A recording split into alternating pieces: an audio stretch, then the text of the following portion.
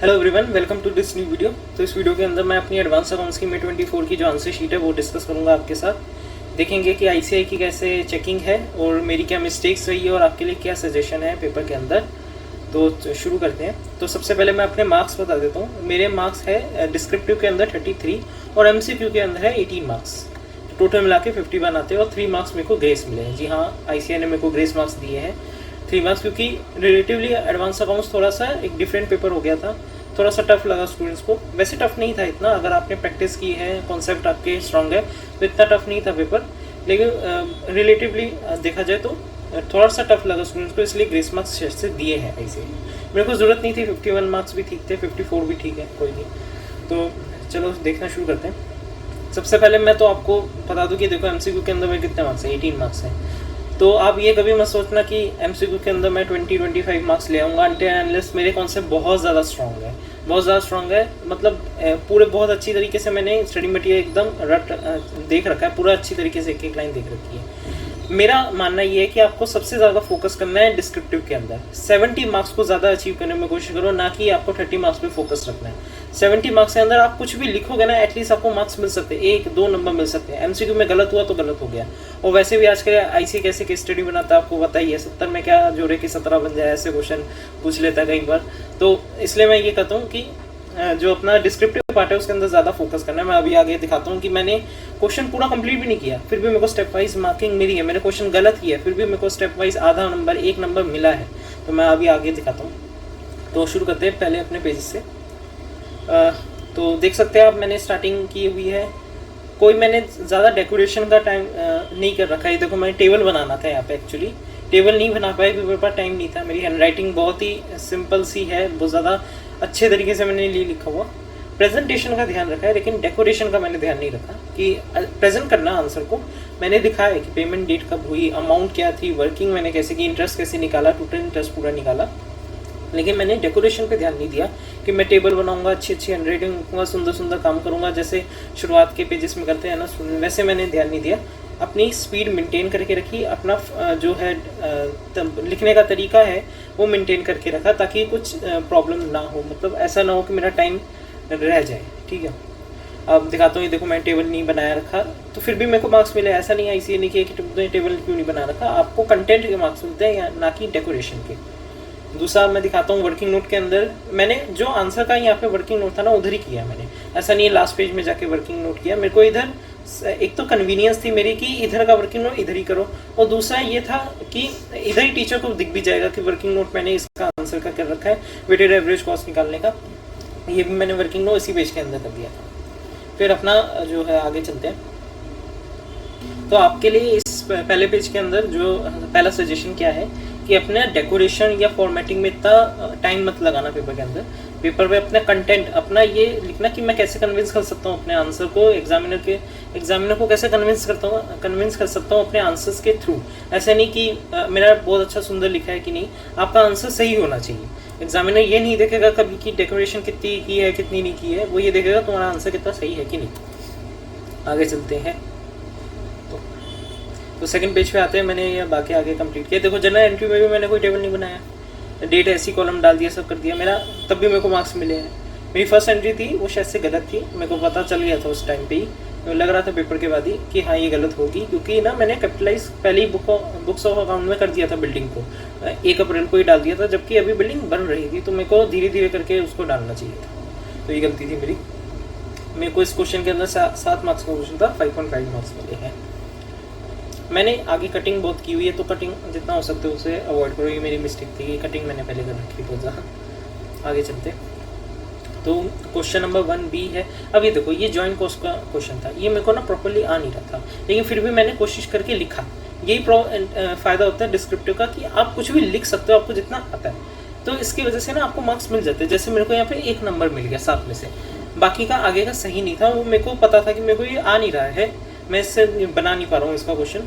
और मैंने ना ये शायद से प्रैक्टिस नहीं की थी ये जॉइंट कॉस्ट वाला, तो AS2 का था। हाँ AS2 का क्वेश्चन है ये, जॉइंट कॉस्ट वाला मैंने किया नहीं था, इसकी वजह से मेरे को बना नहीं है क्वेश्चन, लेकिन फिर भी मेरे को 1 नंबर मिला है जितना भी मैंने लिखा है उसके बाद। इसलिए मैं कह रहा हूँ कि जितना हो सकता है अटेम्प्ट किया करो क्वेश्चन को, ऐसे छोड़ना नहीं है, नॉट अटेम्प्टेड नहीं लिखना है। ये देखो सेकंड सजेशन आपके लिए है, attempt each and every question, और जितना आता है उतना करो, जितना कर सकते हो, और जितना फिर उसके हिसाब से आपको स्टेप वाइज मार्किंग मिल सकेगी।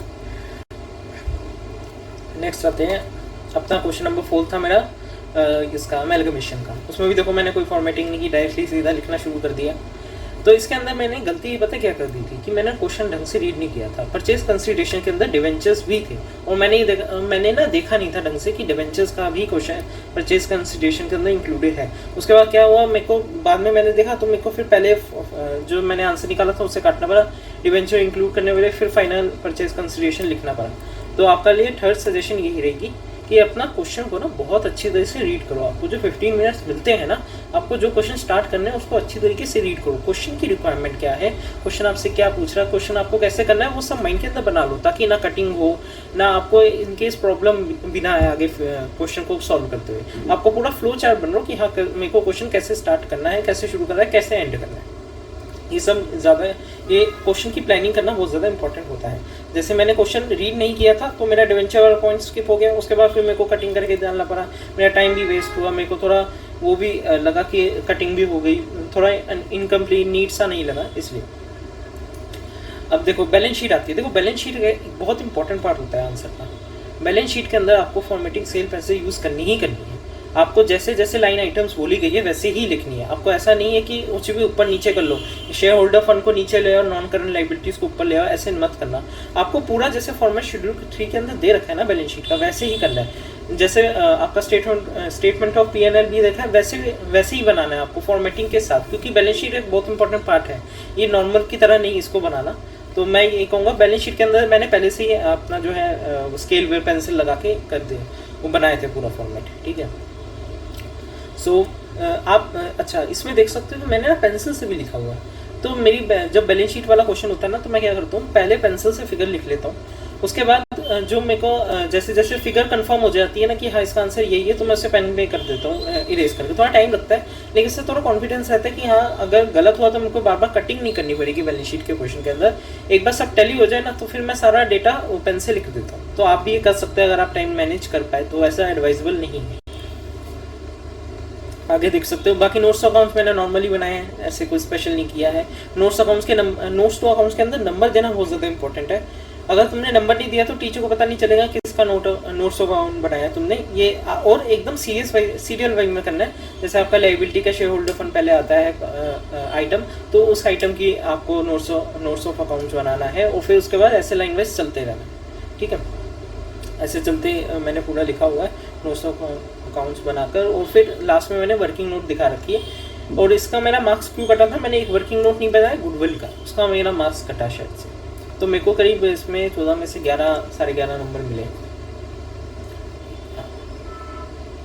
चलो अब नेक्स्ट में जाते हैं। नेक्स्ट आता है हमारा कंसोलिडेशन का क्वेश्चन।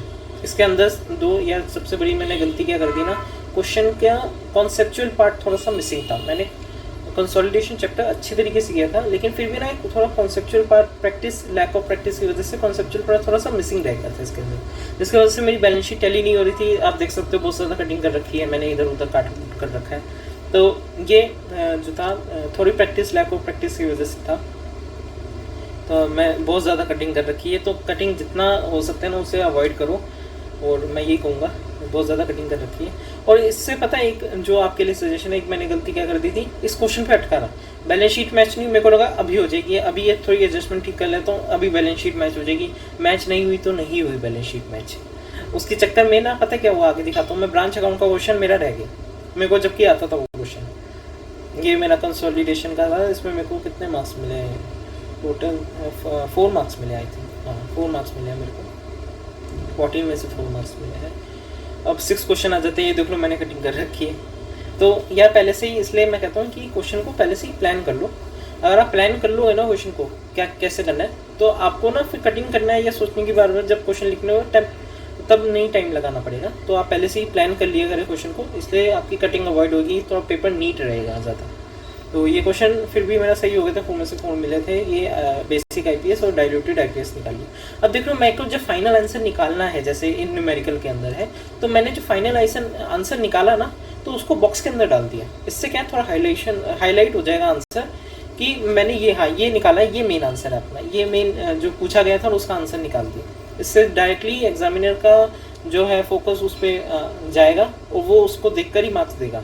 जैसे मेरी फिगर्स एग्जैक्टली ठीक थी, उसने मार्क्स दे दिए पूरे। आपका आता है क्वेश्चन नंबर 6B के अंदर, ये देख सकते हो ये निकाला है। इसमें मेरे को 4 में से 2 मार्क्स मिले क्योंकि कुछ गलत था, मैंने जो है गलत किया था। मैंने स्टेटमेंट लिखनी थी आगे कि कम डिविडेंड डिक्लेयर कर सकती कि नहीं कर सकती, उसके बारे में कुछ लिखना था, वो शायद से नहीं लिखा मैंने, तो इसलिए मेरे को 2 मार्क्स ही मिले। अब ये देखो ट्रायल बैलेंस वाला क्वेश्चन आता है। अब ये प्रॉब्लम पता क्या हुई, बैलेंस शीट वाला कर रहा था मैं क्वेश्चन, उसके वो हुआ नहीं, पहले उसको सॉल्व किया वो हुआ नहीं, उसके चक्कर में उसको और टाइम लगाया मैंने, उसमें करीब मैंने आधे से पौना घंटा लगा दिया था, लेकिन वो कंसोलिडेशन हुआ नहीं। और कितने नंबर मिले मेरे को, 105 नंबर मिले, 4-5 नंबर मिले। इसके वजह से मेरा ये जो 6 नंबर है ना ये रह गया। इसमें मेरे को कितना देखो आधा नंबर मिला है, वो भी ICAI ने दे दिया ऐसी। आप देख सकते हो कि मैंने कुछ ज़्यादा लिखा नहीं है ट्रायल बैलेंस के अंदर। ये ब्रांच अकाउंट्स के क्वेश्चन था, फॉरेन ब्रांच के अंदर कन्वर्जन करना था, उसका ट्रायल बैलेंस बनाना था, तो ये मैंने ज़्यादा कुछ लिखा नहीं, फिर भी आधा नंबर दे दिया है इन्होंने मेरे को। लेकिन मेरे को पता क्या करना चाहिए था, पहले आपको ना छोटे क्वेश्चन जो है बैलेंस शीट वाले से हटके वाले जो क्वेश्चन है जितने भी आते हैं उसको पहले कंप्लीट करना है, फिर आपको बड़े क्वेश्चन अमेलगमेशन कंसोलिडेशन पे आना है 14 मार्क्स से, क्योंकि ना वो बहुत ज़्यादा टाइम ले लेते हैं। और अगर कुछ भी गलती होगी ना एक स्टेप में तो पूरा रिफ्लेक्ट करेगा कहाँ, एंड बैलेंस शीट पे, तो फिर वो बड़ा प्रॉब्लम रहेगी कि कहाँ ऊपर मैंने गलती की वो मेरे को पता ही नहीं चली, वो पूरा सारा सिस्टम खराब कर दिया इसने इसके। ठीक है, तो इससे पहले क्या होता है, छोटे अपने क्वेश्चन पहले करो। जैसे कैश फ्लो भी है, मैंने बाद में किया, आपको ही पहले करना चाहिए था। तो मैंने कैश फ्लो बनाया, इसमें भी मेरे को 7 में से करीब 5.5 मार्क्स मिले। तो डे नंबर शायद से किसी चीज़ का काटा है, मैं देख लूँगा इसमें किसका काटा है मार्क्स। बाकी आप देख सकते हैं मैंने ऐसे ही लिखा हुआ है, पहले मैंने माइनस कर रखा जल्दबाजी में, लास्ट टाइम रह चुका था, मेरे को समझ नहीं, वो बहुत कन्फ्यूजन हो रही थी। फिर मैंने उसको देखा कि नहीं मैंने गलत किया है, उसको फिर दोबारा से मैंने ऐड किया, तो माइनस का वो हटा के ब्रैकेट हटा कर। तो इसलिए है कि टाइम मैनेज करना अकाउंट्स के अंदर बहुत ज़्यादा ज़रूरी है। प्रिपरेशन किस टाइम पे आपको कॉन्सेप्ट प्लस प्रैक्टिस बहुत ज़्यादा ज़रूरी है। जितनी देखो जो अपना प्रैक्टिकल सब्जेक्ट होता है ना, अकाउंट्स हो गया, टैक्स हो गया, FM हो गया, कॉस्टिंग हो गया, उसके अंदर जितनी प्रैक्टिस कर सकते हो उतना करो, जितने क्वेश्चन सॉल्व कर सकते हो उतना करो, और इससे ना तुम्हारी स्पीड भी मेंटेन होगी और तुम्हारे साथ में कॉन्सेप्ट्स भी रिवाइज होते जाएंगे। अगर तुम सोचो कि मैं रिवीजन करने बैठ रहा हूँ एक लेक्चर देखने, तो ये प्रैक्टिकल सब्जेक्ट के अंदर ये चीज़ पॉसिबल नहीं है, ये लॉ ऑडिट नहीं है कि आप वीडियोस देख के चीज़ों को याद कर सकते हो। आपको खुद पेन पेंसिल उठाकर प्रैक्टिस करनी पड़ेगी, तब जाके आपको क्वेश्चन बनेंगे, टाइम मैनेजमेंट होगा। तो यही है अकाउंट्स का, एडवांस अकाउंट्स का। तो बाकी मैंने पेपर हो गया, बाकी मैंने दिखा दिया। MCQ के अंदर मेरे 18 मार्क्स थे, तो टोटल मिला के मेरे 51 थे, प्लस ग्रेस 3 मार्क्स, 54 मार्क्स। ठीक है, और हाँ मैं ये तुम्हें और सजेशन क्या दे सकता हूँ, अपना जो है पहले भी जो बैलेंस शीट है उसको आप पेंसिल से कर सकते हो, फिर बाद में आप पेन से कर सकते हो। 5th पॉइंट आता है, बैलेंस शीट के क्वेश्चन को हमेशा लास्ट में किया करो, क्योंकि बैलेंस शीट अगर तैयारी नहीं हुई तो बहुत प्रॉब्लम होती है। इसलिए पहले छोटे छोटे क्वेश्चन जो है उसको निपटा लो, फिर 14 मार्क्स के अमेलगमेशन कंसोलिडेशन बाद में करो। ठीक है, सजेशन यही है। मेरी मिस्टेक यही थी, मैंने काफ़ी कटिंग की क्योंकि प्लानिंग नहीं कर रखी थी क्वेश्चन की, और क्वेश्चन के कॉन्सेप्ट कुछ वीक थे, इसकी वजह से कटिंग हुई। सो अभी के लिए इतना ही, और जो बाकी होगा मैं ये जो आंसर शीट है ना वो आपको मैं टेलीग्राम पे दे दूंगा, टेलीग्राम ज्वाइन कर लेना। CA इंटर का, commerce CA inter Telegram channel है, आप सर्च कर सकते हैं ऐसे। तो ठीक है, बाकी तो मैंने सब चीज़ें तुम्हें बता ही दी है क्या क्या है। बाकी क्वेश्चन जो जनरल पॉइंट है मैं ये बोल देता हूँ, क्वेश्चन कहाँ से शुरू करें, बहुत सारा पॉइंट रहता है कि कन्फ्यूजन रहता है कौन सा क्वेश्चन शुरू करें, कहाँ से शुरू करें। किधर से भी शुरू कर सकते हो आप क्वेश्चन। मेरे को क्वेश्चन नंबर 1 लगा, मेरे को आता है, मैंने कर दिया शुरू। मेरे को क्वेश्चन नंबर 3 लगा कि अभी रुक जाओ, उसे बाद में करता हूँ, तो मैंने बाद में किया। ऐसा कोई प्रॉब्लम की बात नहीं कि आपको क्वेश्चन का सीक्वेंस क्या रखना है, कुछ भी रख सकते हो। हाँ ये होता है कि अगर आप एक क्वेश्चन स्टार्ट करो तो उसके सारे पार्ट्स हैं वो एक ही बारी में कर लो, ये एग्जामिनर के लिए भी ईजी रहता है चेक करने के लिए। और बाकी और मैं क्या कह सकता हूँ, अपना जो है न्यू क्वेश्चन न्यू पेज से स्टार्ट करो, बेसिक चीज़ें हैं। बाकी फॉर्मेटिंग कर लिया, ज़्यादा ध्यान नहीं देना, लेकिन जैसे बैलेंस शीट हो गया, स्टेटमेंट ऑफ P&L हो गया, तो उसके अंदर आप जो है बना लिया करो जो फॉर्मेट्स है प्रॉपर तरीके से एडवांस अकाउंट्स के अंदर।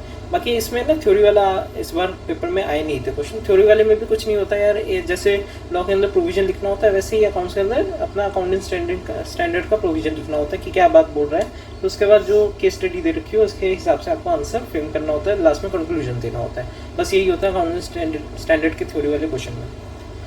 बाकी MCQ पे मत रहना फोकस, डिस्क्रिप्टिव ज़्यादा करना, प्रैक्टिस ज़्यादा करना। देख सकते हो डिस्क्रिप्टिव में मैंने जैसे यहाँ कुछ कुछ ही लिखा है आंसर, हाँ ये वाला जो ट्रायल बैलेंस था ना, थोड़ा सा ही बनाया फिर भी आधे नंबर दिए। वो एक जॉइंट कॉस्ट वाला था, उसके अंदर 1 नंबर दिए। मतलब आप कुछ ना कुछ मार्क्स फेच कर सकते हैं थोड़े बहुत, जिसकी वजह से ना क्या आपके थोड़े मार्क्स इंक्रीज हो जाएंगे। एग्जामेशन तक भी आप पहुंच सकते हैं, या पास होने तक भी आप 40 तक पहुंच सकते हैं।